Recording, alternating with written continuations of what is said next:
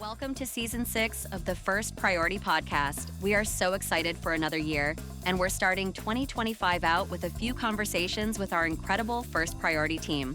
Over the next few episodes, hear live interviews from our annual conference with some incredible FP staff. Welcome back to the podcast, everybody. My name is Steve Cherrico. You will notice that the seat next to me is not filled with Brad Schelling, which is such good news. It is. Instead, today, my guest is Captain Will. Will, how are you? Fantastic. Good. Glad you're here, man. Welcome to the podcast, Bidcast, all things First Priority. Whoop, whoop. Have you been on before? I've not. This is your first time. I think so. Wow, we've got a rookie on the podcast today. I wasn't expecting that. You know, I'm glad I could be here for that. Yeah, I'm glad you're here. So what we normally do is we take a moment and just let our viewers, our listeners know who you are, what you are, why you are, and where you are. Okay. So give us a couple minutes, break down who you are, what the Lord's doing with you. Tell us about your family, the whole thing. Okay. So Will Sherman, I'm the district director at First Priority in Fort Worth. And, been married to my lovely bride for almost 21 years, have a almost 17-year-old son. Come on. And 14-year-old daughter. Come on. And been in ministry over half of my life in youth and worship and pastoral, and just excited for what God's doing through First Priority. So we been in Fort Worth now for 3 years and going strong. Our Fort Worth district, we were able to start as one of the first district models. And that's just been really cool to kind of be a guinea pig and kind of learn the processes and more about the amazing ministry that we get to work with every day, and just excited to be a part. And Will, some of our audience may not know the significance of Fort Worth, and that really that's where the ministry was birthed in 1982 with a group of youth pastors that decided that they were better together, so church uniting is one of our things, and that there were more opportunities on the campus than there were off. That's kind of our mantra number 2. And then the third thing being that empowering students to be the gospel was really the niche that made First Priority what it was. Hey, we could send adults in to do what they do, but what if we trained students who are there 35 plus hours a week to be the gospel of Jesus? And so all of that actually launched out of a network in Fort Worth, Texas, which is crazy. And I found some folks that were involved. Some of the original board members we've connected. And in fact, I just did an interview with a lady who in 1999 was a part of a club and shared about how much that impacted her life beyond high school, where she was able to be a part of other leadership opportunities that she probably wouldn't have taken if she hadn't been coached up during high school to be a student that reaches students. It's good. So you mentioned a little bit, you've got a ministry background, right? It's been a major part of your story. And that means your wife has got that same ministry background. You guys have been doing this together for 21 plus years, right? Yes. So let's talk a little bit about what the draw was. What got you from being a worship leader, being a youth minister, being inside the local church, which is beautiful and that we support, to saying, I think I need to wake up every day thinking about the 3, right? Uniting the local church, to start school clubs called First Priority, to see students share the gospel. Like, what got you there? Well, honestly, that's how I woke up every day anyway, is trying to figure out how to unite the church. And so starting network gatherings wherever I was serving, trying to equip my students to go and be the church and not be the church of tomorrow, but be the church now. And so that was already a huge part of what I was trying to do as a youth pastor. And so I was living and breathing First Priority without even knowing it.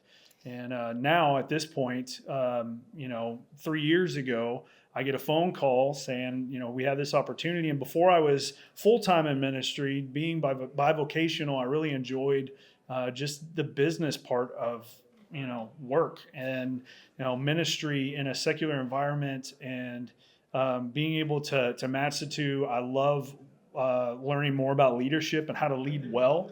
And a lot of those aspirations that I had fit into the job description of what we do as directors. And so really the shoe fit so well, it was really hard for me to not see the Lord calling us to First Priority.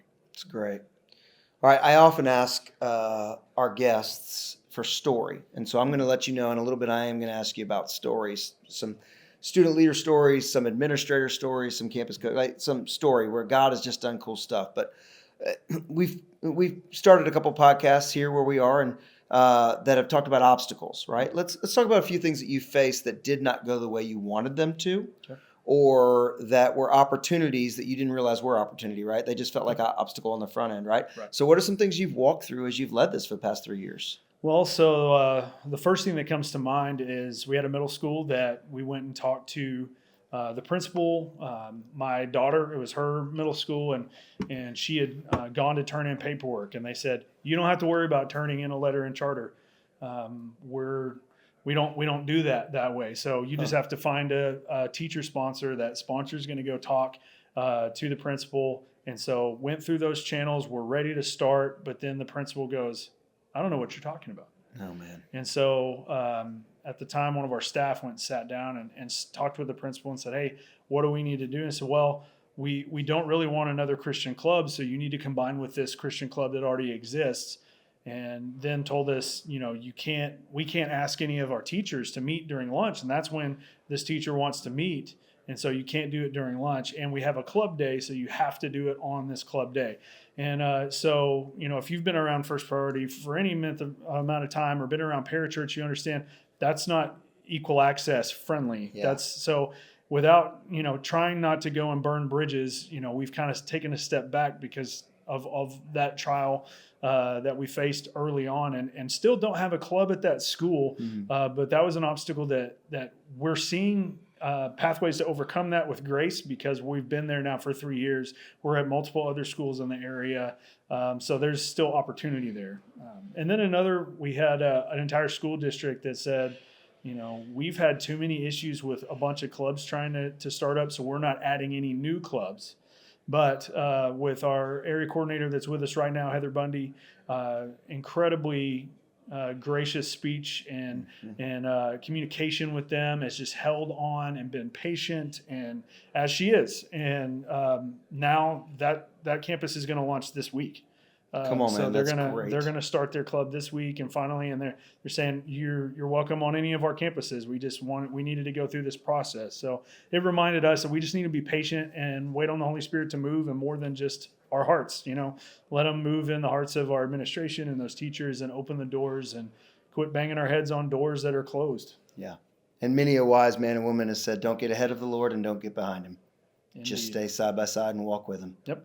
So that leads me to one of the interesting things about Texas, and I'm sure a couple of our watchers and listeners are from Texas, but not a lot of them at this point. So one of the interesting things about Texas is that you have a certain number of schools, mm-hmm. but you may have more clubs than you actually have schools. Can you talk to us a little bit about your club model and how do you end up having multiple clubs on one school campus? Yeah, so Equal Access Act says that we can have club any non-academic time. So we tell our students, that's before school, after school, during advisory time, or during lunch. And, out of just my hometown, we have 5 high schools.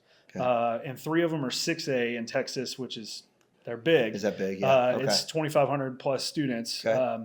And then 2 of them are 5As. And so they have multiple lunches. They're not all, most of them, in fact, none of the schools I'm talking about right now are open campus. And so, like, my son's high school has 4 lunches. And so we meet during lunch on that campus. So we have 4 different clubs with 4 different sets of student leaders, 4 different sets of faculty sponsors, all on that one campus. So it's one campus with 4 clubs. So that's why right now we're on 35 school campuses, but we'll have 51 clubs currently. That's great. That's great. That's great. All right, let's dive into story for a minute, okay. Right? So we unite the local church, which means serving youth pastors, serving administrators, serving missions directors, right? We unite the local church around the public school setting, which means serving administrators, serving faculty, serving the parents, right? To train students to be the gospel, which means we're gonna serve students. Okay, so there's our audience, right? Give us some story from one of those genres. So as far as student stories, we have one student, and I just did another interview with them as well, that this kid, we found a club that was existing on a campus. It was youth pastor and pastor led, and they were averaging 20 or 30 students every week. And I found some of their students, took them to Chick-fil-A, was like, hey, listen, let's have this conversation. you can do this. Yeah. And so the students got excited about it. And so they started doing our strategy and structure. And this one student, his junior year or sophomore year, heard about us, but really stepped into leadership his junior year. And then all of a sudden I met his dad, who said, I know First Priority. Oh. I said, okay. What do you mean? He said, well, when I was a junior in high school, I started a club in South Florida with Chris Lane. Oh, gosh. And, Chris is still running South Florida for us. So, I immediately am like, dude, Chris, do you remember? And he remembers this dad. And so then talking with him, he said, how crazy is it that I started a club my junior year in high school, and now my son is in leadership his junior year in high school for a club? And let me tell you, the success behind it is this kid's amazing. He's done a lot of his own lessons and just very eloquent in how he brings the word. We've seen probably 80 decisions for Christ just from this one campus. Nice. They've gone from an adult-led 20 or 30 students. Last year, we ended the school year averaging 95 students in a club. This year, we haven't dipped below 150. Come on. And last week, they had 180 students. So, what's incredible about that story is that that's just a drop in the bucket at that school. Yeah, that's a what's 3,600 student campus. Yeah, exactly. It's just unbelievable to think. When I think about even the room we're sitting in now, right? We break down that wall right there, and we could probably get 150, 180 people in the rooms combined, right? Yeah. But that's just a drop in the bucket of the population that is yet to be reached inside that campus. And there's that opportunity, which, by the way, you said, isn't it crazy? And I thought, no, it's not crazy. It's just Jesus. It's just Jesus. That's just what Jesus does. Right. Oh, your dad helped start First Priority? Let me help you, kid. You're going to start it too. And there's going to be no connection with your dad and what you do. It's going to be all about what I do, which is awesome. All right, give us one more story and jump off the school one or off the student one for a minute. Do you have another either administrator or a parent story that makes sense in terms of what you're doing that God has just kind of blown your mind with? We actually had a couple of parents that showed up to our training, and it was far enough away from their house. They decided we're just going to stick around. And so they sat in the back of our training. And they asked if they could, and we're like, of course, we want everybody to hear about what we're doing. And they fell in love, and now that mom is a club coach for us. Come on. So it's amazing to hear. We've had, again, we've only been doing this in Fort Worth, the new district model now for 3 years.